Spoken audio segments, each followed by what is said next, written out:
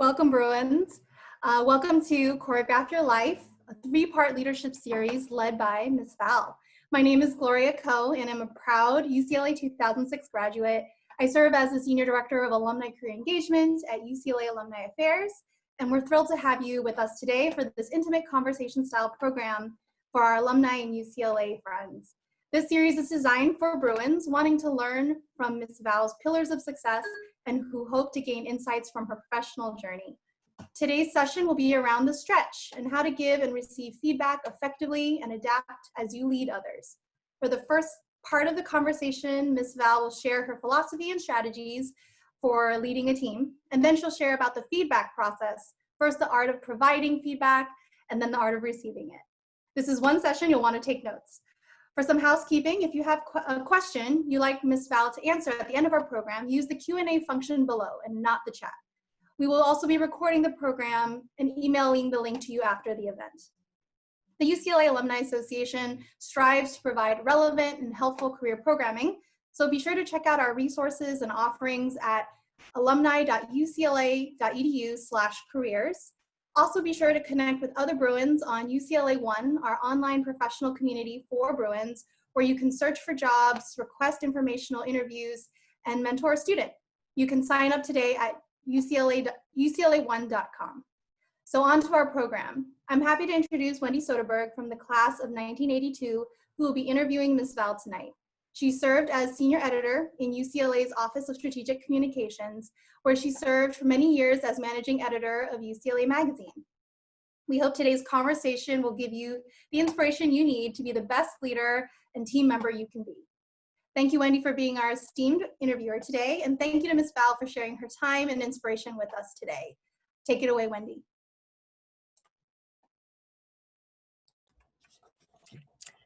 Thanks, Gloria.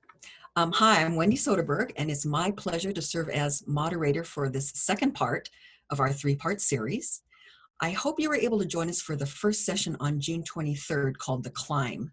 In that session, Ms. Val talked about learning how to motivate yourself and how to take the first steps in launching a new endeavor. If you missed it, it was recorded, and you could find a link to that first session video here at alumni.ucla.edu/choreograph-your-life. And we'll also put that link in the chat room. In today's session, we'll talk about Ms. Val's philosophy on leadership, how to give and receive feedback effectively, and how to lead a team. Now, this program was created for and by alumni, so we'll be answering questions submitted prior to and during the event. Now, a quick introduction to our speaker. You all know Ms. Val as the former head coach of UCLA's women's gymnastics team, among many other accomplishments. But what you may not be aware of is Ms. Val's role as one of the first and most active proponents of transformative leadership and coaching. Now, the idea behind transformative leadership is to move away from the vertical transactional method of coaching that we're more familiar with and moving toward developing the whole person, the whole student athlete, character as well as competitiveness. This leads to better outcomes in sports and in business, as you'll see during our conversation with Ms. Val. So without further ado, please welcome Valerie Condos Field. Hello, Wendy. Hi, Bruins. Hi, Val. How are you? I'm fine, but I just wish we could see everybody. I know, me too. Me too. This is the best we can do. Before we begin the interview, Val, let's start with the self-growth exercise that you wanted to share with our audience. Okay, that sounds great. Okay, so I don't even remember if last time we talked about this, but did we talk about why this is called Choreograph Your Life? I don't think we did. Okay. Your mind and my mind were like, choreography is, most people think that it's movement to music, but in my opinion, choreography is any intentional movement. So me leaning forward so that I can really get into this conversation is choreography, because I am intentionally telling my body what to do. And I actually wanted my book to be called Choreograph Your Life, because it just speaks to, don't wait for life to see what life happens to you and what life does to you, but take charge of that and intentionally motivate yourself to choose your life. So that was that. And I just thought about that as you were talking about choreograph your life. Okay, the self-growth exercise is, there's the catchphrase nowadays about growth mindset.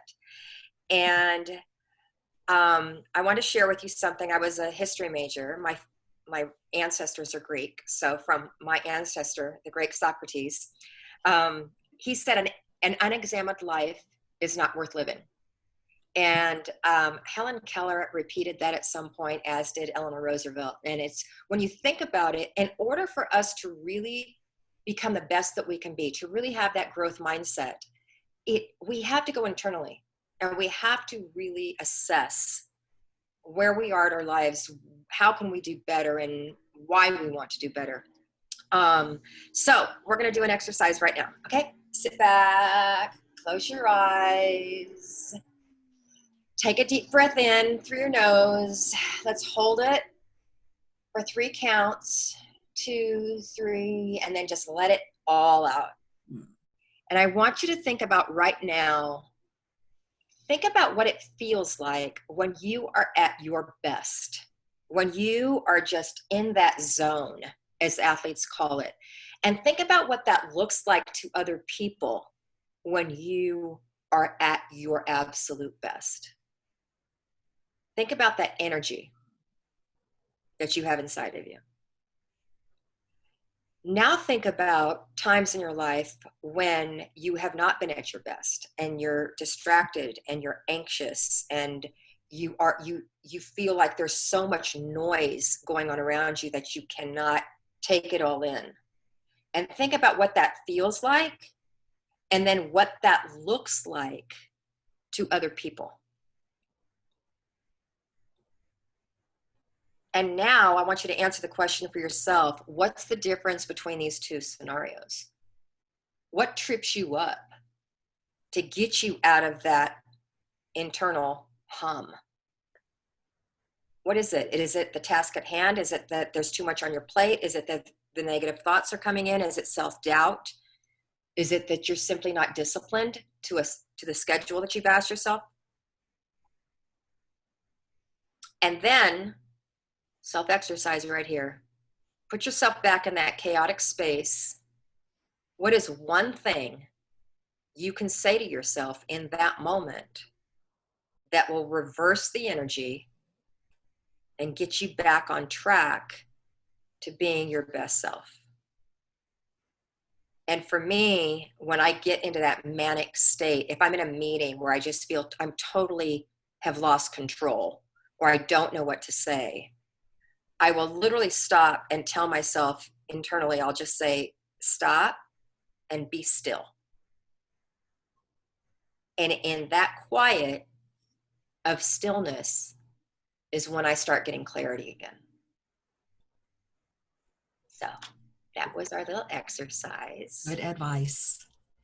When you were saying that, I was thinking, for me, it's usually laziness and also self-doubt. I would say a lot of that is what keeps me from doing, and I'm sure everybody's got some variation of that. So, yeah. Okay, thanks, Val. We'll get back to that again later. But let's begin with the interview. Okay. And we've got some great questions here. Okay. So, before we do, I just want to say one more thing. Okay, yes. I absolutely loved all the questions that have come in, and especially on this giving and receiving feedback. A lot of questions came in about how to be in a room with someone who's giving you feedback that it's not fair, that you're getting criticized and it wasn't your fault, or you're getting feedback from your boss who is ego driven, and how do you respectfully deal with all of that? There were a lot of questions about all of that. And it just got me thinking about this big umbrella that we're going to talk about today, but the umbrella of leadership. And I looked it up. Leadership, they say it's a noun, but I think of leadership as a verb. Leadership is about action. Leadership is not a place that you arrive to ever.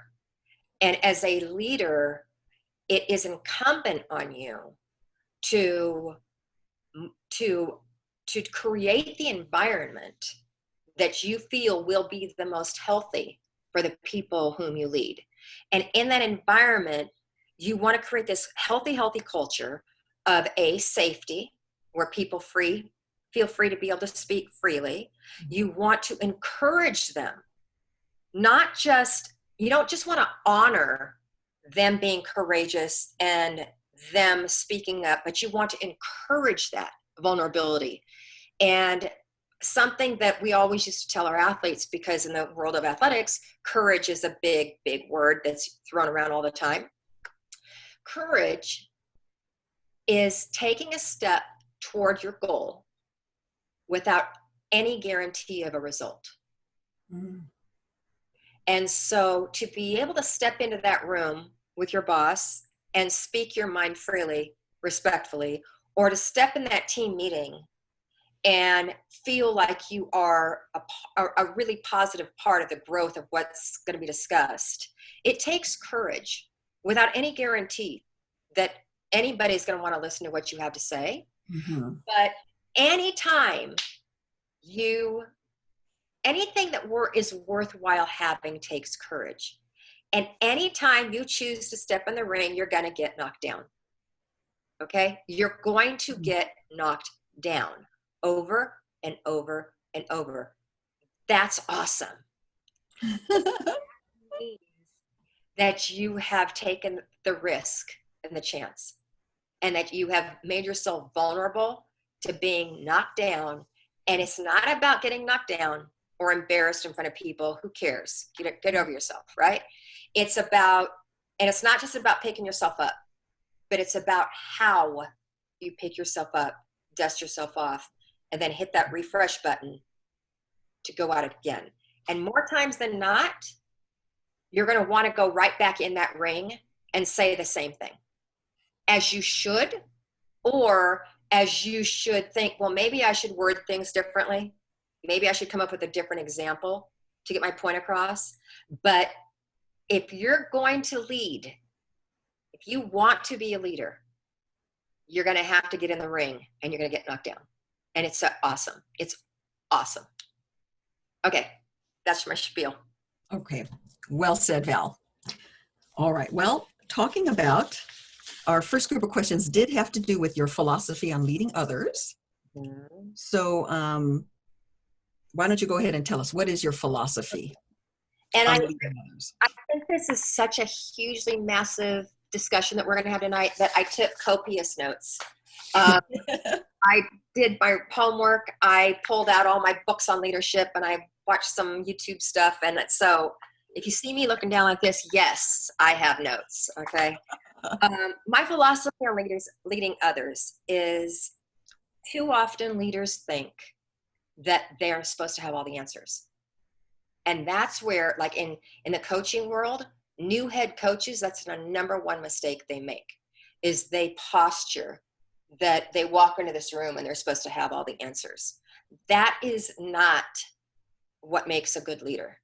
A good leader is someone who models the behavior of what they would like to see in their company, on their team.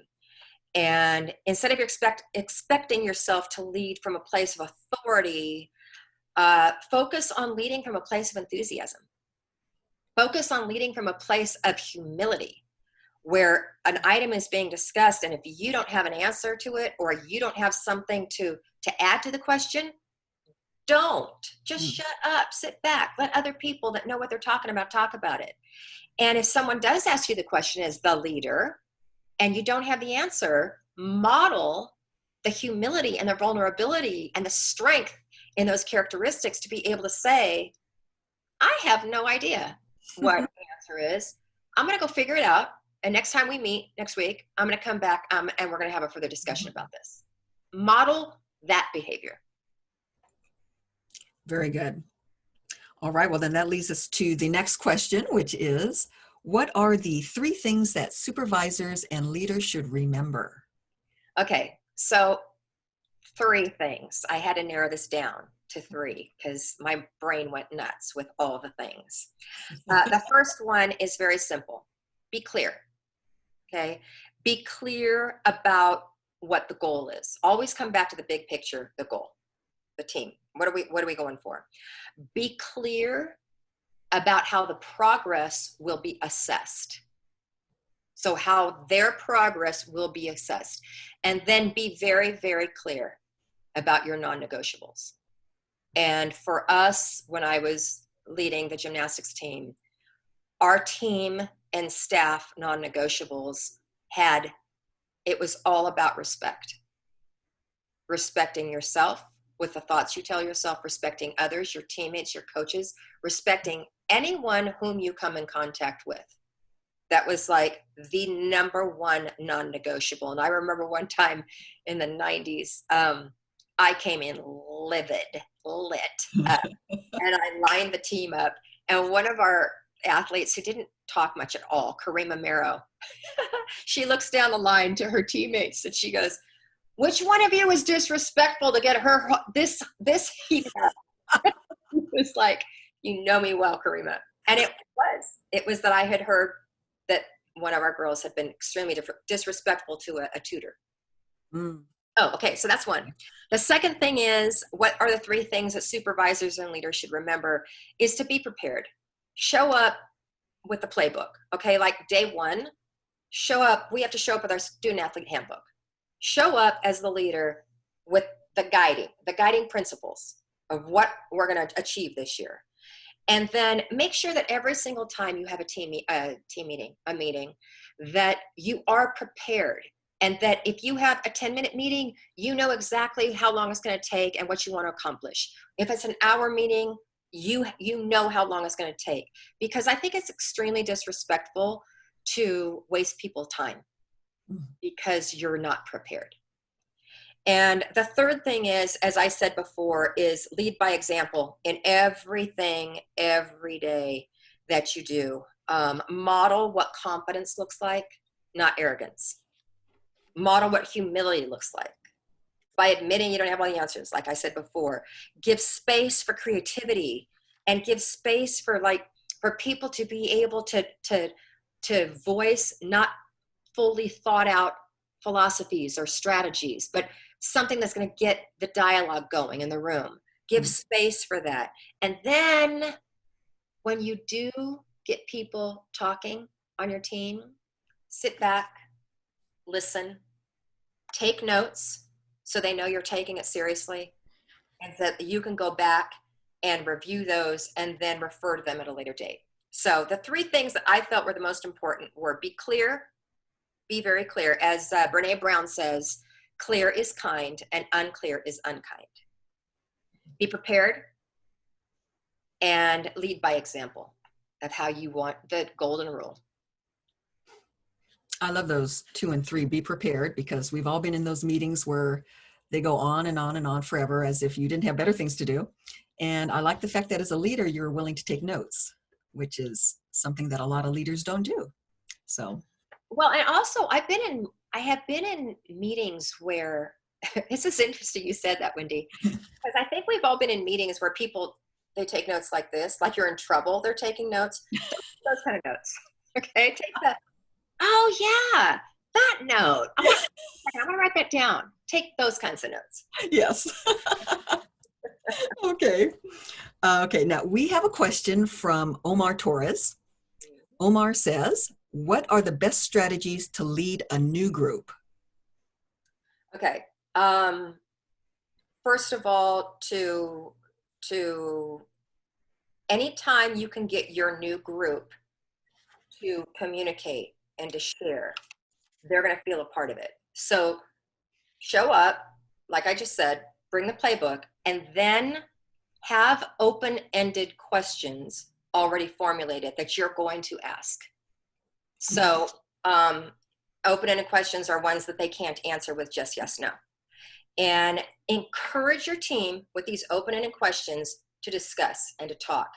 People want to be valued. People want to be appreciated. You hired them for a reason. They are there for a reason. And even if you disagree with what they have said, it's okay. If somebody says something and they want a response from you as the leader, you don't have to agree with them, A, and you don't have to have a response. You can say, I had not thought about that in that way. I got to marinate on this so I can come back and speak effectively to this. I'm going to take some notes. I'm going to get back to you next week. And then obviously you got to follow through, because if you don't get back to them next week, then you've lost credibility. Right. Okay. The next question. How do you set expectations with those that you supervise? Okay, that's a great question. Once again, be clear. Be very, very clear with your expectations. Be clear with your timeline.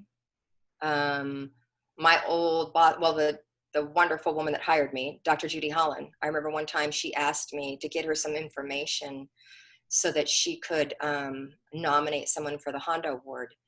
And I was mortified, because after like a week or two, I don't remember, I got back to her and she had already gotten the information from somebody else. And I thought, I wish I would have just asked her, by when do you need this information? So be clear. And then I think this is another concept that I think is super important. I think too many times when you go into a new job or you're with a new group, you feel you have to prove yourself. And so you go into that meeting with a metaphor with your jar half empty or your jar empty, and you feel you need to fill the jar up by doing good deeds, by having brilliant ideas, by the boss giving you an attagirl or an attaboy. And I feel the exact opposite. And I specifically did this with our student athletes, and it made a huge, huge difference. I would tell my student athletes, you don't have to do any of that. Your jar is already full. We recruited you to be here, not because we were taking a chance on you, because we did our homework and we like your character and we like your integrity and we like your gymnastics. So your jar is already full. And then just let them know that they're gonna make mistakes. That was good grammar. They're going to make mistakes. And it's okay. Because if they're not making mistakes, they're not working hard enough. If they're not making mistakes, they're not trying hard enough. Just think about Silicon Valley. You know, if you're not making 100 mistakes a day, you're not trying hard enough. One of the examples that I want to share about this was Nia Dennis. She's going to be a senior this next year. And she came in as a freshman and a top elite athlete. And this is what I experienced with so many of them, these elite athletes. They were afraid to speak up. They didn't know the rules. They thought if they did speak up, they'd get in trouble. Mm-hmm. So every time I would ask Nia a question, she would kind of look at me like the corner of her eye, and she'd answer it like this. So Nia was never given permission to fail. She always felt she had to be perfect. So the very first week, I'm just in the gym with her, and I said to her, Nia, I said, you know what? I want you to know something. I want you to know I trust you implicitly. And she said, I haven't even been here a week. And I said, it doesn't matter. I recruited you. Why would I recruit somebody I didn't trust? I recruit you. I trust you. So Nia had typical fight or flight syndrome. When she made a mistake, she literally, one day in the gym, she fell on bars. She didn't even allow herself to get up and brush herself off. She started running. She ran through the gym, up the stairs to the team room. She was mortified. She'd made a mistake. Aww. So I spent the freshman year with her explaining that, no, it's great. You know, it's fine. It's awesome when you make mistakes because that means you're trying something different. It's fine.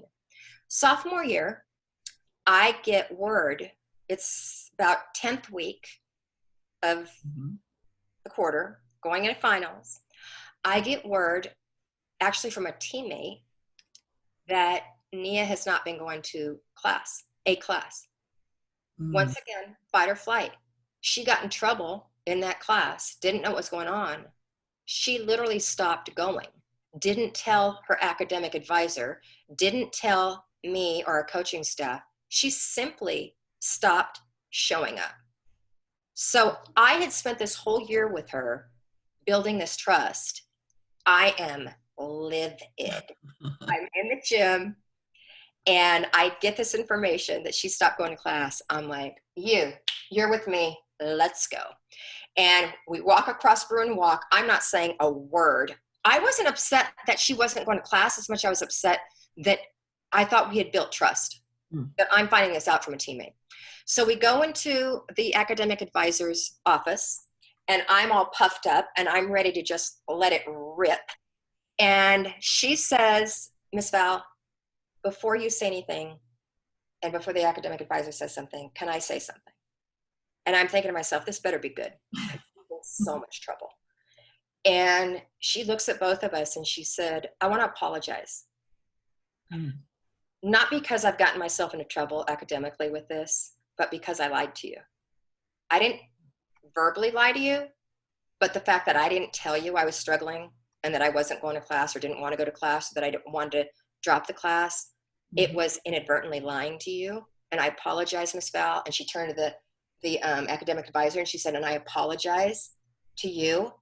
And with that sincere, humble, vulnerable, courageous apology, all of the ill will dissipated and we were able to have a conversation and move forward. Isn't that a lovely little story? That is a really nice story. So in athletics, we talk about failure recovery. Okay, I don't know if that's in the business world, but we talk about when you make a mistake in athletics, the time that it takes you to recover will determine the next thing you do, and quite often will affect your team. So think about in football, the quarterback throws an errant pass like nowhere near the receiver. If it takes him this much time to recover, you've just blown the next 3 or 4 plays of the game. So in athletics, we practice shortening that gap to failure recovery, failure recovery, failure recovery. And quite often, the first step of the recovery is just admit you're wrong, apologize, so that you can move on. I've always wondered how athletes did that. You know, how you can just forget what you just did. Maybe you've made a horrible mistake or whatever, cost your team the game or whatever, but you know, how they have to just put it out of their mind and just move forward. Well, and the ones that really get, the ones that don't achieve greatness as much as they could are the ones that assign judgment to their failure. And so in this, what they're doing here is, I suck, I'm not any good at this, I shouldn't even be here, my team hates me, I'm gonna get in trouble. Like all these things go through their minds. The ones that are great don't assign judgment. It's just a simple fact. I did something wrong, I fell off the beam, what do I need to do next time not to do it? Let's move on. So when you take the internal judgment, we're all, I don't know where we all got conditioned to judge ourselves so harshly, but we need to stop it because it doesn't serve you. Your negative mental choreography does not serve you well at all. Good to know. Okay, here's a good question. And this really does apply to you, Val, because the question is, how do you lead leaders?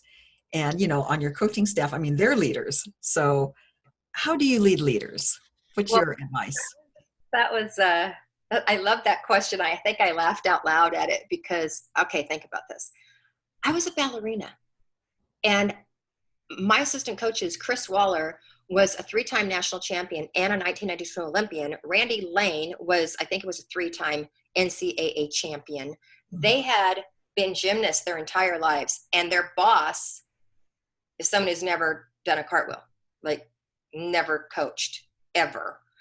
And I had to be a leader. And so I did what I thought was prudent and respectful of them.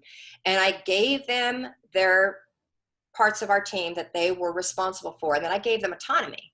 And I just totally backed off to the place where I think the word is oligarchy, where you have a few different people that are running the show and there's no real leader. Mm-hmm. That's what we became. And it was chaotic because there wasn't one person leading, setting the standards, setting the program, setting, the foundation. Mm-hmm. And Chris Waller asked me to go to lunch one time, just he and I. And he literally just like exploded.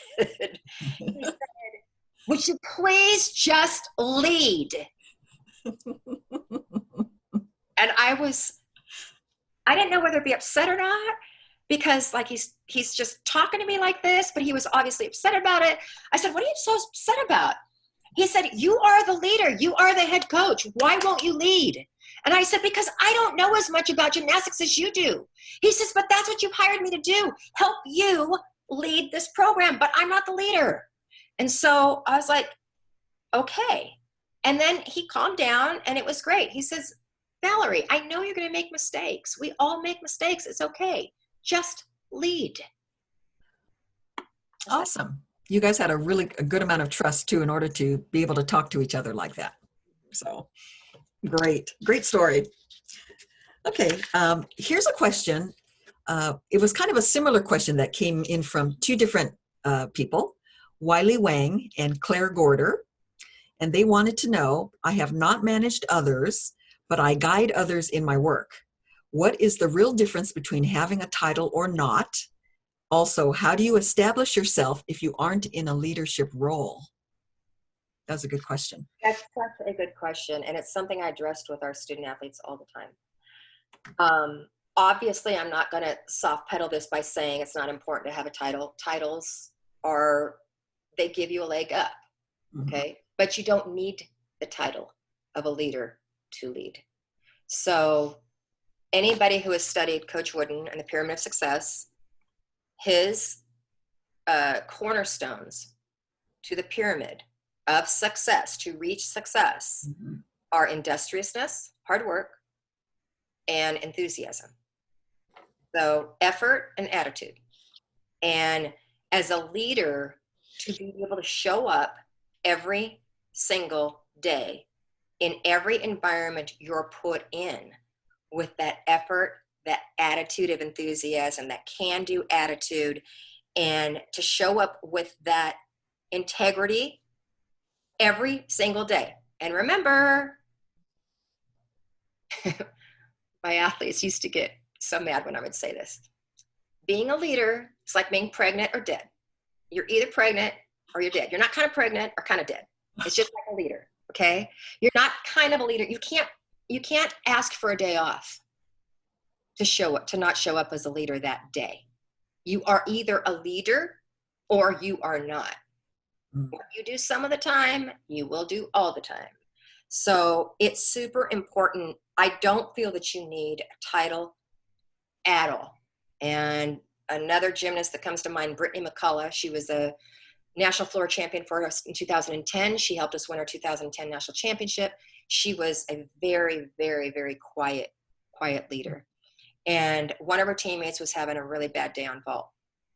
And the vault coach was trying everything to get her out of her funk. I was trying everything to get her out of her funk. And Brittany was on balance beam with me. And Brittany said she just needs to get out of her head and just allow herself just to run down the vault runway and just blast a big vault. She needs to stop thinking so much. And I said, why don't you go tell her? And Brittany said, because I'm not a team captain. And I said, you feel like you have to be a team captain to go help a teammate?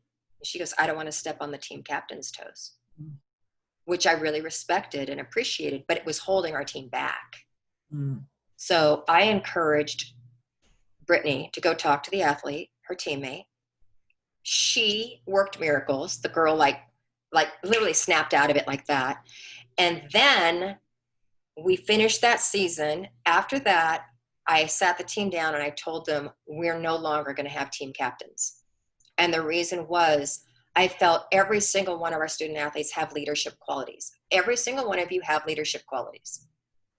Whether they are organizational qualities, whether they're communicative qualities, whatever they are. Some people are quiet leaders. Some people are verbose leaders. People are like follow me, I'm going to lead the way. Whatever your leadership quality is, hone that and embrace it and share it every single day, regardless of whether you have a title or not. And that obviously worked. Yeah.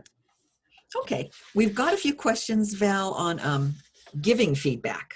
Okay, so we're going to focus on giving feedback. One question: what is your philosophy about giving and receiving feedback? Okay, like I said in the very beginning, if you're going to step in the ring and you're going to give feedback, it's going to be uncomfortable. It's rarely, think about it. You rarely call someone in your office or have a one-on-one in giving feedback where it's just the pat on the back. Oh, you're doing a great job. Yay. Keep doing that. It's usually what I'd like to see you do differently, or what your boss would like to see you do differently. And so whether you're giving the feedback or receiving it, you need to show up with respect, with humility, and with enthusiasm as to how to do things a little differently to move forward. You got to approach the big picture. Okay, I keep coming back. I've written that down a lot of times here, is that always bring the big picture back in focus, because we tend to get caught up in the minutia. We get caught up in, well, you said this to me last time. Well, you hurt my feelings when I heard you say that about me. When you did it, okay, let it go. What's the big picture? What's the big goal? Let's get back to the big picture.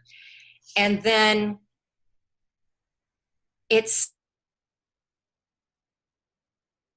apologize for saying this over and over and over again, because I think it's so massively important to be clear and kind, to be respectful, and to be honest. And when you're giving feedback to someone, if you are not being honest, you are not respecting them. Because if I'm going to have a debrief after this with Wendy, and I think that she should have done something a little differently, if I don't respectfully tell her that, what I am saying is Wendy's not strong enough to handle the truth. And that's being disrespectful. And so we talked a lot in our team about what respectful honesty looks like. And you should be able to say anything to anyone as long as it is respectful and honest. In receiving the feedback, keep an open mind, leave your ego outside, and focus on the valuable information. Okay. I think that I wrote this in the answers that I wrote before. I read this a few days ago and I thought it was brilliant. Receive feedback with a sieve versus a sponge. And so if your boss is not great at communication, the majority of the people aren't really proficient in communicating. They're coming at it from their ego, or they're using inappropriate words, or whatever that may be. Mm-hmm. Take that information in as a sieve.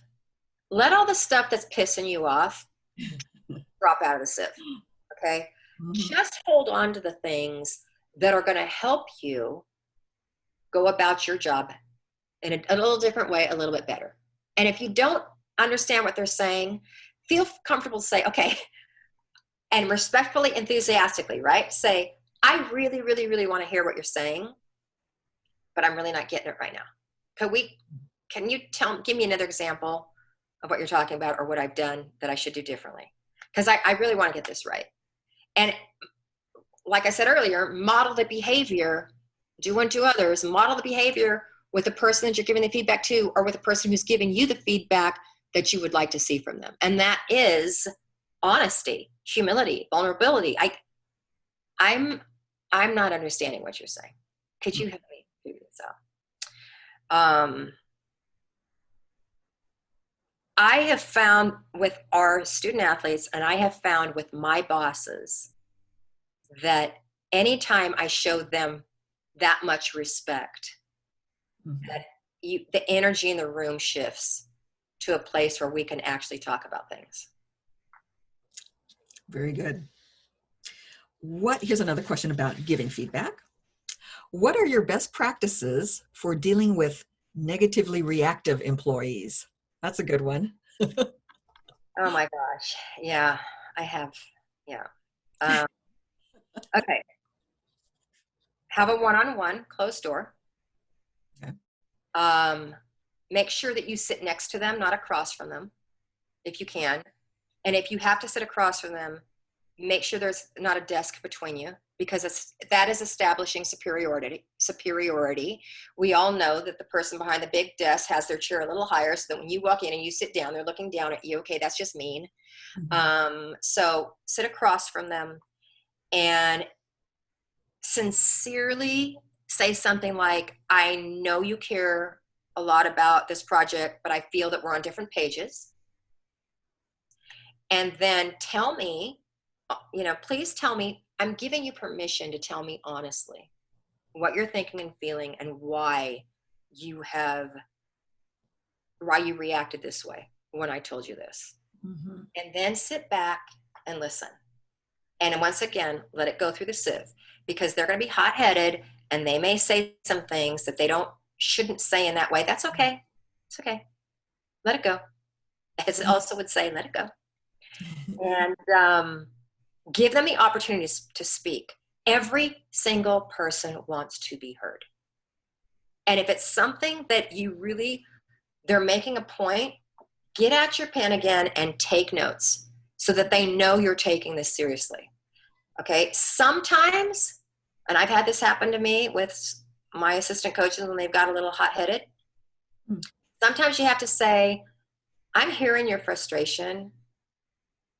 I feel we just need to take a break right now, because I'm starting to get defensive and I don't want to get defensive, because that's not going to help us solve this. So why don't we table this for a while? I'm going to think about this and let's set up another meeting in a few days to revisit this. That not only gives you a time to get past, but the thing that it really does, it gives them time to cool off. And when they come back to the table, 9 times out of 10, I would say it was a much more productive conversation because we each had a timeout, basically. Right. And that's leadership. That's like when I said earlier, when Chris said, just lead. That's leadership. That's me realizing that this meeting is not going in a productive way, on a productive path. Somebody's got to stop it, stop the insanity. That was my job as the leader. That's leadership. Very good. Very effective. Okay, here's another question. Please describe how to lead those who think they know it all or simply are too stubborn to change. I think we all know people like that. I know. They're so annoying. I just want to get over yourself. Nobody knows everything. Get over yourself. I have said that before. Probably not my best leadership moments. Okay. I'm going to share with you guys one of the things that we've done the last 10 years that not only helped our team, but tremendously helped our coaching staff, was a personality assessment. And I know a lot of companies do Myers-Briggs or the DISC or whatever. We use the Enneagram the last 10 years. And what a personality assessment does, it doesn't put you in a box of this is who you are. And, in every personality assessment, every single one of us will have traits that fit into all of the different personalities. But it's what personality assessments are. They show you how you show up when you are not choosing how you show up. So usually it's how we show up under times of stress and duress. And we react instead of taking the time to respond. So we use the Enneagram, and we would have a coaches meeting every summer with this gentleman that I hired to be our leadership coach. And he gave the Enneagram assessment to our coaching staff, and then we gave it to the student athletes.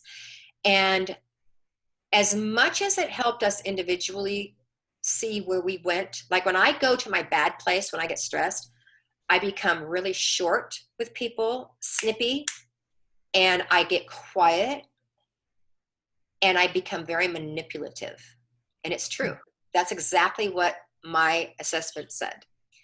Chris Waller, his assessment, oh, this is fascinating. He, in the Enneagram, was a 3. He was an achiever. Every single Olympic medalist I had on our team was a 3, an achiever. Achievers, when they get under stress, they go to paranoid.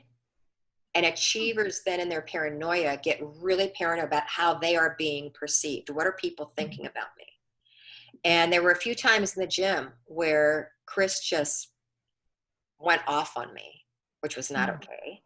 And instead of hammering him in the moment, which I would have done, like I would have handled it, nipping in the bud in that moment, I had this personality assessment that told me he goes to paranoid and how he's being perceived when he's under stress. So I then could process this as, he's not upset with what I just said. Something's stressing him out that I don't even know about.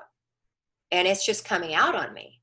And so it helped us in that situation. It helped the situation then because the girls didn't get involved with it all. And I just went up to Chris and I said, Chris, we got to talk about this as soon as gym's over. Okay, let's just drop it right now. Let's talk about it when gym's over. And he's like, okay, thank you. And then we would bring back the Enneagram and I'd say, something's going on, Chris. You're triggered. What is it? And it gave us a platform from which to have better dialogue. So I strongly suggest personality assessments. They're super fun to do, especially when people see where they go when they're in their bad place. And it's a good icebreaker. And it sounds like it really worked for you guys. So It did. okay. Well, we only have about 10 minutes left, Val. So I'm going to ask you, let's see, we had a few more questions lined up, but why don't we just go straight to the recap of our, well, actually, no, there's something else. Is there anything else that you would like to add before we go to the recap of our self-growth exercise? Okay. Yeah. I want to thank you all for the questions you submitted. And I was so honored that you took the time to actually submit the questions, that I answered all of them that I had up until 2 days ago. Then we got more questions and I haven't had time to answer those, but I will. But as I was answering the questions, 2 things came to mind over the course of the time of answering. One was the importance of a safe space. So when you're leading a team or having a one-on-one with someone, whether it's someone you lead or your boss, it is so important to make sure you have that same safe space. You have to address that what is being said behind those closed doors is confidential and it won't go anywhere. You have to understand, especially as the boss, the person that's asked for the meeting, there will be no repercussions. And so if someone tells me, if Chris Waller tells me something and I don't want to hear, I can't come back with him and have a repercussion because I'm the one that asked him to be honest with me in the first place. That's another thing. The safe space, it's always great to start with, do I have your permission to be honest with you about something? And then once they give you the permission, then you can have that dialogue. So confidentiality, no repercussions. It's not okay to bring up anything that is said in that meeting as a joke, as under your breath, as you may think it's funny to allude to it again. It's not. It's confidential and it is sacred. And then one of the most important things to remember is don't ever tell in confidence something that is not your story to tell. Because not only are you betraying the confidence of the person whose story it is, but if you come in my office and you say to me, don't tell anybody, but so-and-so told me this, I will never trust you. Why should I trust you? You're telling me that to get on my good side. I'm not going to trust you. Yeah. So safe space, confidential, ask for permission to speak, 0 repercussions. You cannot bring it up outside of that meeting ever again, unless the person does. And it's in the vault. The vault is where you don't share other people's confidences. stories. And then the other part, and I really, really wanted to talk about this because I did put this in writing, and if any of you have read yet the responses to the questions, I'm sure that this part of it made you cringe. And that is that part of your job is to make your boss look good. I said it, okay? I said it, I got it out. Let me explain. When I took over as a head coach, I had an assistant coach who did not share anything with me.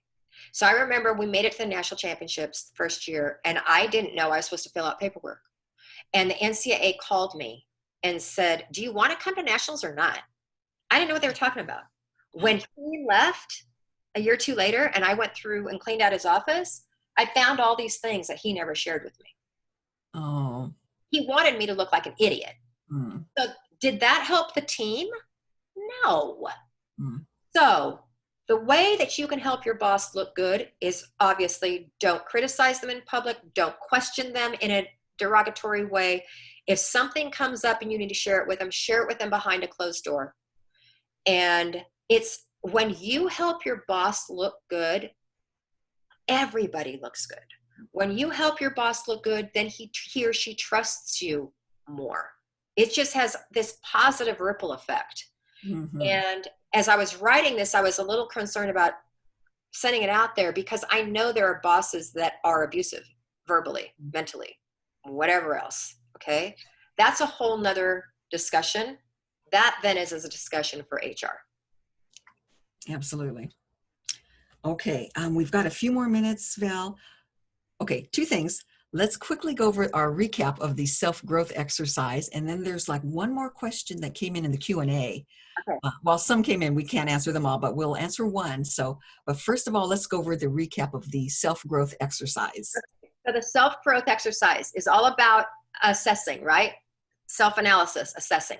So one of the things that we have done with our team and our coaching staff for years and years, and it was devised by a sports psychologist named Doc Alley,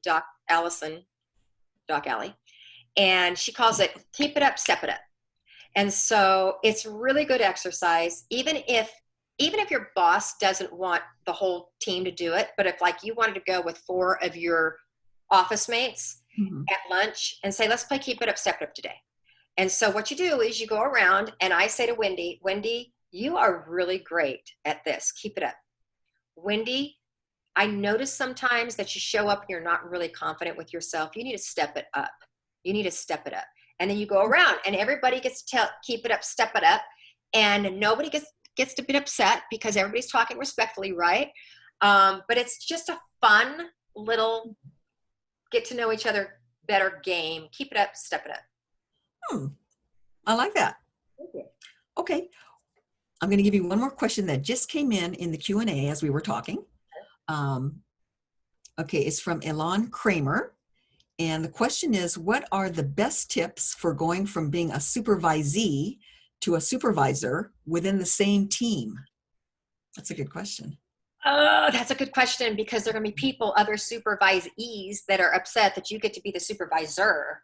So once again, I would just say start by having a meeting, start by saying how excited you are for this new position and that these are my goals that we're going to do, that we're going to achieve this year. And this is what I want to make sure that you understand as how we're going to go about achieving these goals. I really want to encourage all of you to be able to speak up at any time. You do not have to have the perfect answer response. I want to encourage dialogue. I want to encourage this rich environment where we talk about things, we talk through things, that all of us decide what to throw away and what to keep. I want to encourage that. That's the leadership role that I will have with this group. But I don't have the end all be all of what's going to be discussed because that's why you guys are hired. So very good. Just be honest, vulnerable, humble, but you need to lead. Very good. Okay, well, I think that wraps up our second session of our Choreograph Your Life series. Thank you, Ms. Val, for crafting this program for our alumni to develop their best potential as leaders. And, oh yes, okay. Okay, well, let me just say one more thing first, and that is, as a fun surprise for our viewers, Ms. Val has answered more submitted questions, as she said, from our audience at the webpage, which is on the chat right now. So if you want to see if your question got answered, which it most likely did, go to that link. And now, Val, I know you held up your little scarf, and I know you wanted to add something about that, these mask scarves that Ms. Val talked about last session that benefit the Bruin Shelter. Okay. And again, I want to thank you all for your questions. And I want to say, I put a disclaimer on that page. I am not a psychologist. I am not a research analyst. I am simply a coach that I am a voracious reader, and I've just tried to figure out how to be a better leader every single year for 4 decades. So that's what I've shared with you. But it is, please, like, I would love to further this conversation to be able to say, well, you know what? I read in this book that we should do this instead. I'd love to have that conversation. So thank you for the opportunity. But these are masks. It has Miss Val and my logo. And as you all know, they're a gator, right? You wear them as a mask. So when you go out in public, you got your mask. And then when you're running and nobody's around, you pull it down. It's just a neck scarf. Or you flip it up and it becomes a headband. Mm-hmm. And if you go to my site, officialmissval.com, there's a spot in there for UCLA alumni. And all of the profits from these go to the Bruin Shelter, which is our homeless student population. And so just from last time, we were able to send over $300, which are a lot of what the money goes to meals for the homeless students. And we were able to send over $300, and that was without even advertising. So if you go officialmissval.com, buy the gators. They work really, really well, and they stay up. And every dime of the profit will go to helping homeless students. Oh, a great cause. Okay, well, I think that that's about it. I hope you guys were inspired by Miss Val as much as I was. I always am, Val. Thank you. Be sure to join us for our 3rd and final session of our Choreograph Your Life with Miss Val series. It's going to be called The Dance, and we're going to be focusing on redefining yourself and finding purpose in a new phase of life. So we hope you'll be able to join us for that. That's going to be Tuesday, August 18th at 5 p.m. So please join us for that important topic. Thank you again for joining us today, and we'll see you next month. Go Bruins! Go Bruins!